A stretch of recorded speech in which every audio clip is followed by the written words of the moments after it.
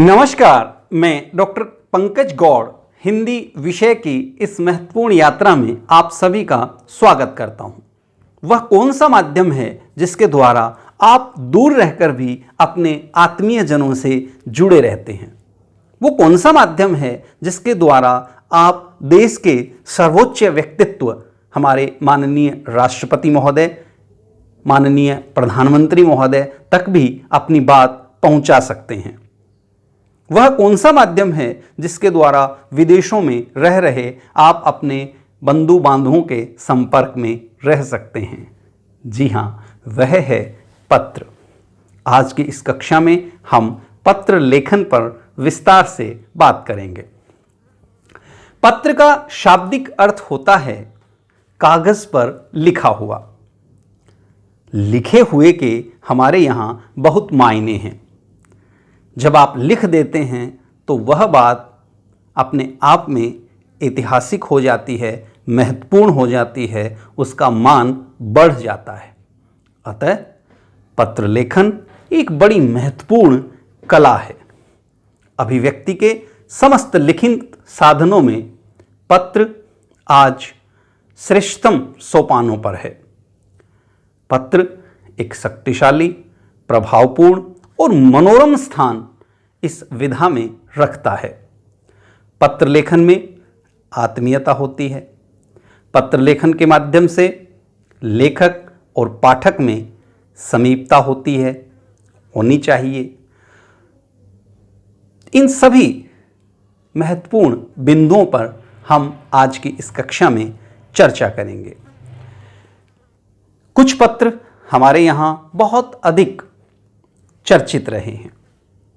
Abraham Lincoln ने जो पत्र अपने पुत्र के शिक्षक को लिखा, उसका अनुवाद विश्व की अनेकानेक भाषाओं में हुआ और निश्चित रूप से वह पत्र बहुत ही प्रेरणादायी है, जो अनेकानेक महत्वपूर्ण विषयों पर, महत्वपूर्ण बिंदुओं पर हमें सोचने के लिए बाध्य करता है। आपने छठी कक्षा में संसार पुस्तक है शीर्षक के अंतर्गत पंडित जवाहरलाल नेहरू जी द्वारा इंदिरा जी को लिखा हुआ पत्र पढ़ा। वह पत्र मूल रूप से अंग्रेजी भाषा में लिखा गया था। पत्र का अनुवाद मुंशी प्रेमचंद जी ने अपनी लेखनी के माध्यम से किया।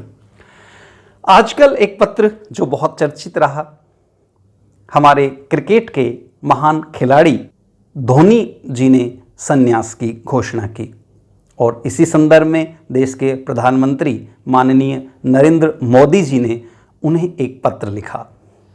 तो इस पत्र के माध्यम से भी आप पत्र की विशिष्टताओं से परिचित होते हैं। और वह पत्र यद्यपि एक व्यक्ति द्वारा दूसरे व्यक्ति को लिखा गया था, पर उसे पूरे देश ने, पूरे विश्व ने पढ़ा। इससे आप पत्र के महत्व को समझ सकते हैं। पत्र लेखन एक ऐसी कला है जिसमें बुद्धि और ज्ञान की परिपक्वता, विचारों की विशालता, विषय का ज्ञान, अभिव्यक्ति की शक्ति और भाषा पर नियंत्रण की बड़ी गहरी आवश्यकता होती है। क्या पत्र केवल व्यक्तिगत विधा है? नहीं, पत्र साहित्य की भी एक महत्वपूर्ण विधा है। और पत्रों के महत्व से आप इसी से परिचित हो सकते हैं कि सबसे पहले सन 1904 में मुंशी राम जी ने अपने पत्रों को प्रकाशित करवाया।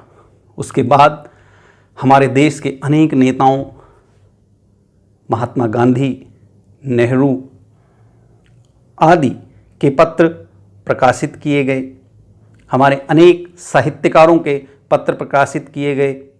धीरेन्द्र वर्मा जी के यूरोप के पत्र, हरिवंश राय बच्चन जी द्वारा प्रकाशित पंत के 200 पत्र, रामविलास शर्मा जी द्वारा प्रकाशित मित्र संवाद आदि पत्र साहित्य के महत्वपूर्ण आधार हैं। आप जब पत्र लिखें तो उस पत्र में कौन कौन सी महत्वपूर्ण बातें आपको ध्यान रखनी चाहिए, उन पे हम चर्चा करेंगे। सबसे पहले पत्र की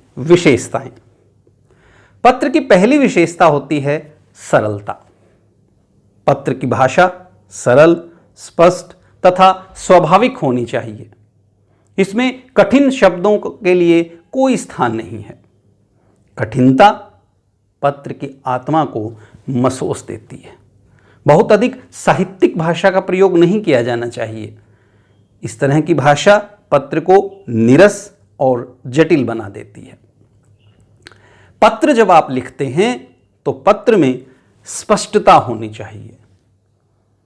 पत्र ऐसा हो, उसमें शब्दों का चयन, वाक्य की रचना इस प्रकार की हो कि आपके विचार पूरी तरह से पत्र के माध्यम से स्पष्ट होते हों। पत्र में संक्षिप्तता की बहुत आवश्यकता रहती है। कुछ लोग जिनका भाषा पर नियंत्रण नहीं होता, वे व्यर्थ के शब्दजाल के माध्यम से एक पत्र की आत्मा को बहुत कुंठित कर देते हैं। चूंकि वह अपने मूल उद्देश्य से भटक जाता है, तो ऐसी स्थिति में हमेशा हमें ध्यान रखना चाहिए कि पत्र में संक्षिप्तता का प्रयोग किया जाना चाहिए। पत्र हमेशा आकर्षक और मौलिक हो। आपको दूसरे के विचारों का कृतदास नहीं बनना है। आपको लगातार दूसरे की पत्रों को टीप कर या इस तरह से नहीं लिखना चाहिए, क्योंकि इससे आपकी मौलिकता समाप्त हो जाती है, आपकी कल्पना शक्ति का विकास रुक जाता है, भाषा पर आपका सामर्थ्य खत्म हो जाता है। अतः पत्र हमेशा अपने भावों, विचारों, तथ्यों के आधार पर लिखा जाना चाहिए। पत्र में एक नियम जिसका पालन बहुत दृढ़ता के साथ किया जाना चाहिए, वह है क्रमागतता। क्रम के अनुसार जो पत्र का निर्धारित प्रारूप है, उसी के अनुरूप पत्र लिखा जाना चाहिए। आपका पत्र हमेशा उद्देश्यपूर्ण होना चाहिए। उसमें किसी किस्म का अधूरापन नहीं रहना चाहिए। पाठक के मन में जिज्ञासा शेष नहीं रहनी चाहिए। जिस उद्देश्य को लेकर के आपने वह पत्र लिखा है, वह उद्देश्य पूरा हो। जब आप परीक्षा भवन में पत्र लिखते हैं तो वहां शब्द सीमा निश्चित है, पत्र का प्रारूप निश्चित है, तो उसी के अनुरूप आपको अपना पत्र लिखना चाहिए। पत्र की एक अन्य महत्वपूर्ण विशेषता होती है शिष्टता। पत्र हमेशा संजोकर रखे जाते हैं, तो ऐसी स्थिति में यदि आपकी भाषा अशिष्ट है तो वह पत्र किसी काम का नहीं है। ऐसा नहीं है कि आप पत्र के माध्यम से अपना आक्रोश व्यक्त ना करें। आप शिकायती पत्र लिख रहे हैं तो अपनी समस्या से संबंधित अधिकारी को परिचित ना करवाएं, लेकिन भाषा की अपनी मर्यादाएं होती हैं, अपना संयम होता है, वह पत्र में हमेशा रखा जाना चाहिए। सरकारी तथा अन्य औपचारिक पत्र लिखते समय भी भाषा की यह शिष्टता हमेशा ध्यान रखी जानी चाहिए।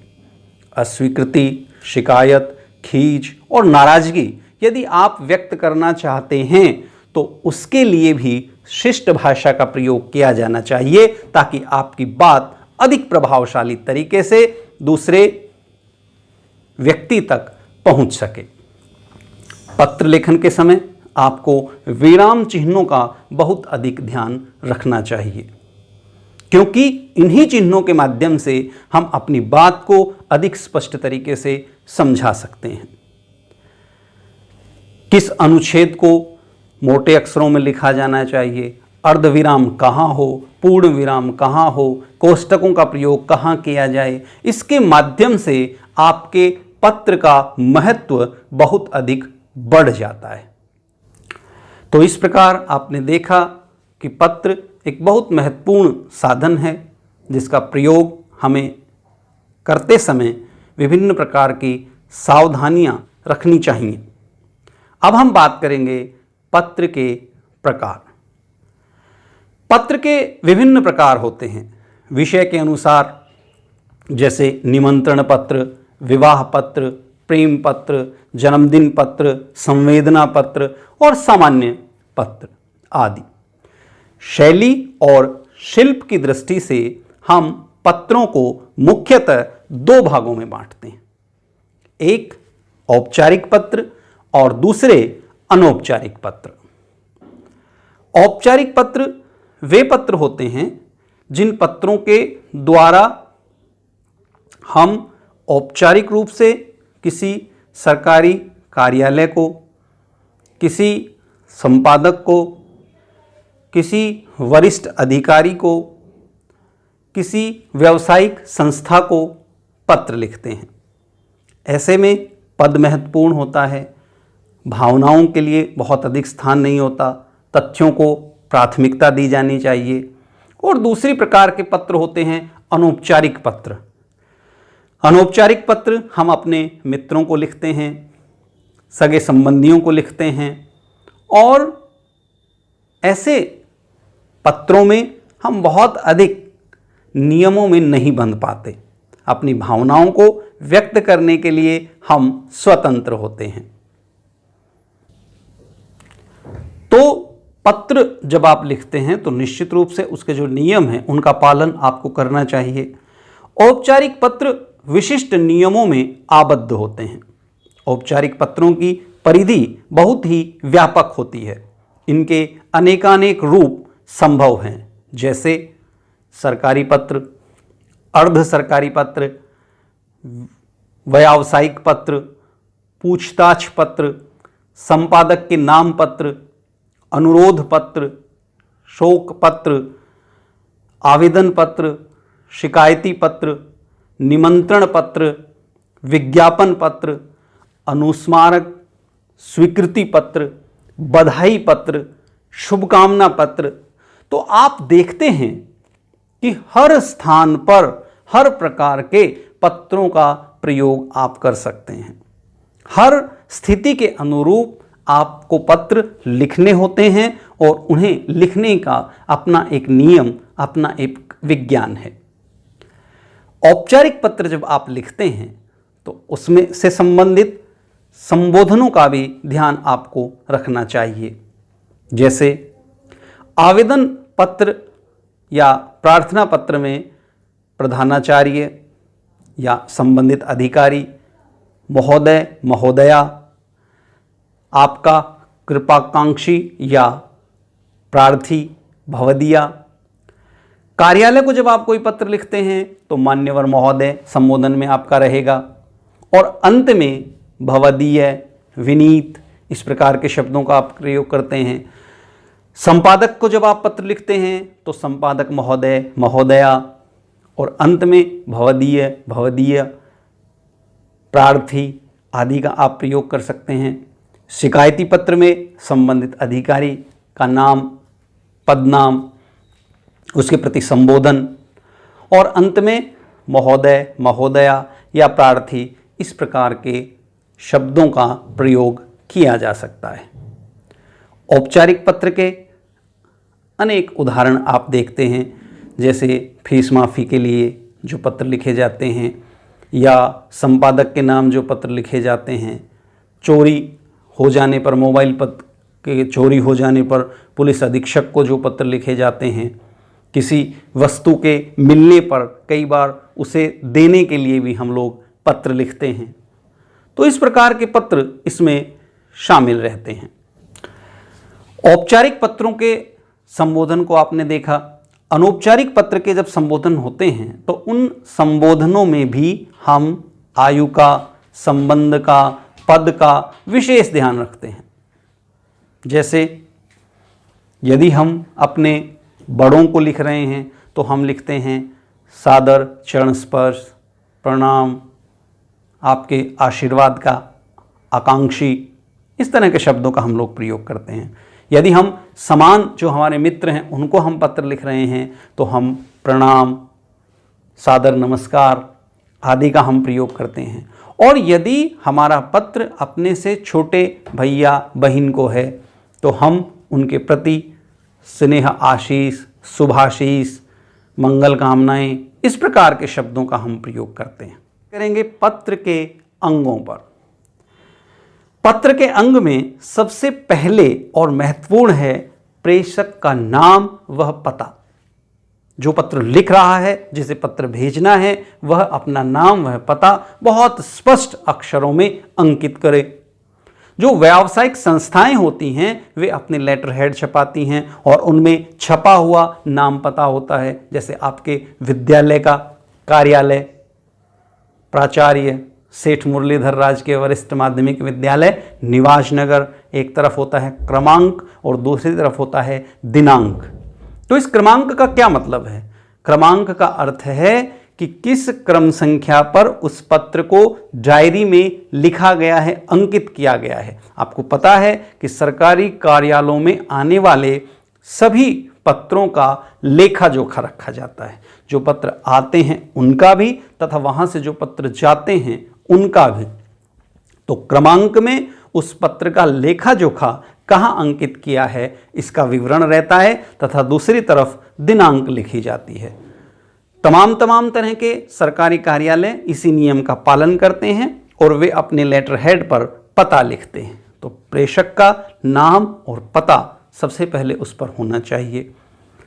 अनौपचारिक पत्र जब आप भेजते हैं तो उसमें हम अपने हाथ से अपना पता लिख देते हैं। तत्पश्चात दिनांक लिखी जानी चाहिए। पते के अंतर्गत आप मेल एड्रेस, पते के अंतर्गत आप अपने मोबाइल नंबर आदि भी लिख सकते हैं, लिखने चाहिए। सरकारी पत्रों में ठीक सामने बाईं ओर ये सभी प्रकार के संदर्भ लिखे रहते हैं। दूसरा पत्र का एक महत्वपूर्ण पहलू है पाने वाले का नाम तथा पता। आप किसे पत्र भेज रहे हैं उसका पता बहुत साफ साफ लिखा जाना चाहिए। डाक द्वारा यदि पत्र भेजा जाता है तो उसमें पिन कोड भी अवश्य लिखे जाने चाहिए, क्योंकि वे पिन इंडेक्स नंबर जो हैं उनके माध्यम से डाक विभाग के कर्मचारियों को पत्र को स्थान पर पहुंचाने में सुविधा रहती है। आपने देखा होगा डाक विभाग विशेष रूप से अंतर्देशीय पत्र आदि छापता है, तो उसका उद्देश्य यह होता है कि उसमें एक फॉर्मेट सा बना होता है ताकि आपको ध्यान रहे कि इसमें कहाँ पता लिखना है, कहाँ भेजने वाले का पता लिखना है और कहाँ विषय के संदर्भ में मुख्य बातें लिखनी हैं। यह सभी विवरण आपके पत्र में होने चाहिए। औपचारिक जो पत्र होते हैं उनमें विषय लिखा जाना चाहिए। विषय के माध्यम से यह पता लग जाता है कि किस विषय से संबंधित वह पत्र है। औपचारिक पत्र में विषय का शीर्षक देने के बाद आप संबोधन देते हैं। दोनों ही प्रकार के औपचारिक और अनौपचारिक पत्रों में संबोधन होता है। हमने ऊपर चर्चा की कि किस प्रकार के शब्दों का प्रयोग संबोधक के रूप में किया जाना चाहिए। उसके बाद पत्र की मुख्य सामग्री आती है। इस सामग्री के अंतर्गत औपचारिक पत्र में भी और अनौपचारिक पत्र में भी विशेष सावधानी आपको रखनी चाहिए। इसमें आप किस विषय पर बात लिख रहे हैं वह स्पष्टता के साथ लिखा जाना चाहिए। यदि सरकारी या अर्ध सरकारी पत्र है तो उसमें तथ्य दिए जाने चाहिए। तत्पश्चात आप पत्र का समापन करते हैं, उस पर अपने हस्ताक्षर करते हैं, अपना पता लिखते हैं। कुछ लोग दिनांक अंत में लिखते हैं, कुछ लोग प्रारंभ में जब आप पता लिख रहे हैं तो वहाँ लिख देते हैं। इसके बाद सरकारी पत्रों में हम एक शीर्षक और रखते हैं, संलग्न।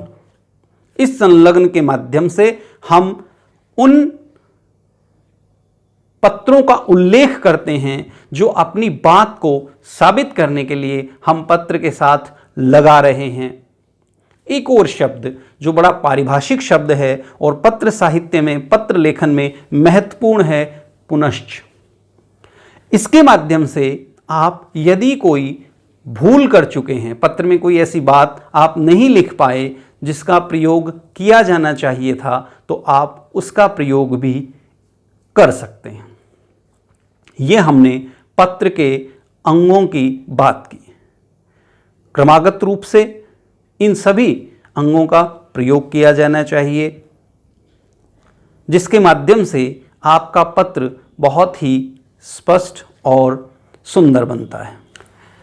जिन नियमों की बात हमने उपरोक्त संदर्भों में की, अब हम उनका व्यावहारिक प्रयोग देखेंगे। कुछ पत्र हम लिखकर उनका अभ्यास करेंगे, जिसके द्वारा हमारा यह पूरा अभ्यास सफल हो सके।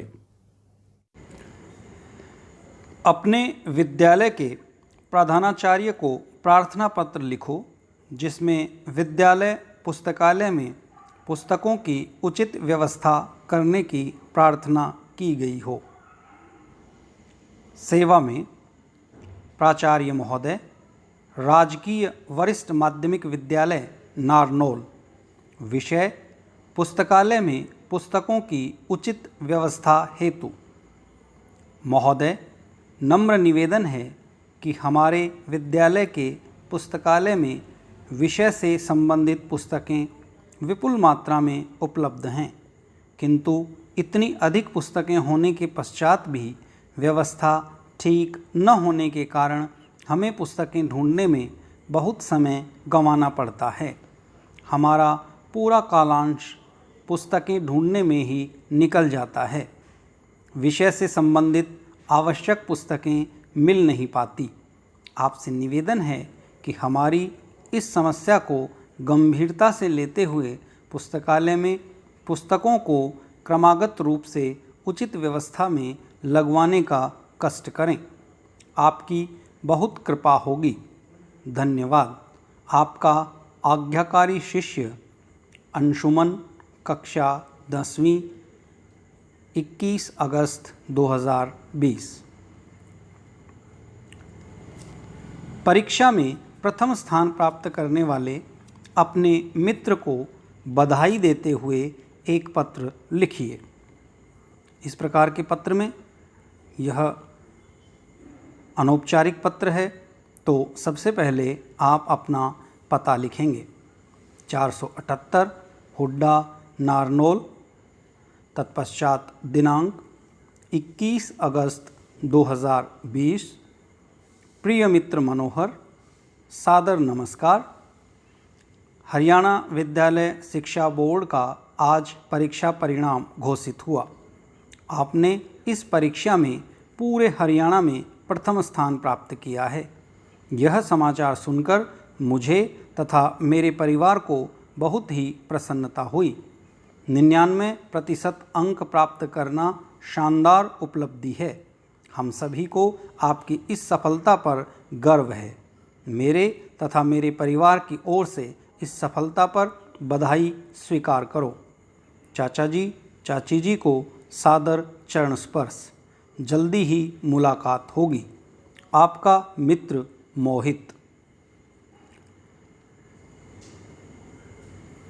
चरित्र एवं सदाचरण प्रमाण पत्र प्राप्त करने के लिए विद्यालय के प्राचार्य को प्रार्थना पत्र लिखिए। सेवा में प्राचार्य महोदय, सेठ मुरलीधर राजकीय वरिष्ठ माध्यमिक विद्यालय निवाजनगर नारनौल। विषय चरित्र एवं सदाचरण प्रमाण पत्र देने हेतु प्रार्थना पत्र। महोदय, विनम्र निवेदन है कि मैंने आपके विद्यालय से 9वीं कक्षा की परीक्षा उत्तीर्ण की है। मैं कक्षा में प्रथम रहा हूँ। मेरे पिताजी का स्थानांतरण गुरुग्राम हो गया है। मुझे भी उनके साथ जाना होगा। महोदय, मैं फुटबॉल का एक अच्छा खिलाड़ी रहा हूँ। मैंने विद्यालय में आयोजित विभिन्न सांस्कृतिक गतिविधियों में भी भाग लिया है। आपसे निवेदन है कि मेरी इन गतिविधियों का उल्लेख करते हुए मेरा चरित्र एवं सदाचरण प्रमाण पत्र देने का कष्ट करें। सादर आपका आज्ञाकारी शिष्य हर्षवर्धन। कक्षा 11वीं, अनुक्रमांक 21, दिनांक 21 अगस्त 2020। इन पत्रों को लिखकर एक बार पुनः मैं उन विषयों पर चर्चा करना चाहूँगा जो पत्र लेखन के लिए सबसे महत्वपूर्ण बातें हैं।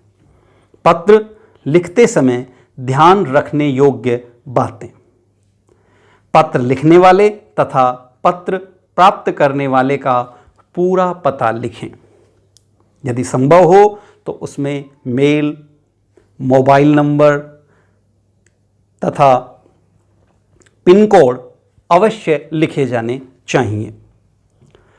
पत्र लिखे जाने की दिनांक का उल्लेख अवश्य हो। मैंने आपको बताया कि सरकारी जो पत्र होते हैं वे डायरी किए जाते हैं, एक रजिस्टर में अंकित किए जाते हैं, अतः दिनांक का उल्लेख होना बहुत ही आवश्यक है। विषय बहुत ही स्पष्ट हो। विषयांतर की स्थिति पत्र की उपादेयता को समाप्त कर देती है और परीक्षा के संदर्भ में आपको पता है कि शब्दों का नियम है, शब्दों की संख्या वहाँ सीमित है और निश्चित होती है। ऐसी स्थिति में बहुत अधिक शब्दों का प्रयोग नहीं किया जाना चाहिए। एक और महत्वपूर्ण नियम की ओर मैं आपका ध्यान दिलाना चाहूँगा कि परीक्षा भवन में परीक्षाएं देते समय बोर्ड का एक नियम रहता है कि हम अपनी व्यक्तिगत जानकारियां साझा नहीं करते। ऐसी स्थिति में आप पते के स्थान पर लिखते हैं परीक्षा भवन क ख ग। इससे आपकी व्यक्तिगत जानकारियां नहीं आ सकती और नाम लिखने के स्थान पर आप लिख देते हैं आपका अ ब स। तो इस तरह से लिखने से आपकी गोपनीयता भंग नहीं होती और बोर्ड के नियमों की अवहेलना से बचा जा सकता है। अतः यदि आप पत्र लेखन बोर्ड परीक्षा के दौरान कर रहे हैं तो इस नियम का विशेष रूप से ध्यान रखें। शब्द सीमा और अपनी व्यक्तिगत जानकारियों की गोपनीयता। पत्र की भाषा सहज, सरल तथा आसानी से समझ में आने वाली होनी चाहिए। कभी भी अधूरा पत्र नहीं लिखा जाना चाहिए। पत्र में क्रमबद्धता का पालन किया जाना चाहिए। इन सभी नियमों के अनुसार यदि आप अपने पत्र का लेखन करते हैं तो निश्चित रूप से आपके पत्र बहुत ही प्रभावशाली, आकर्षक और उपयोगी होंगे। धन्यवाद। आपका दिन शुभ हो।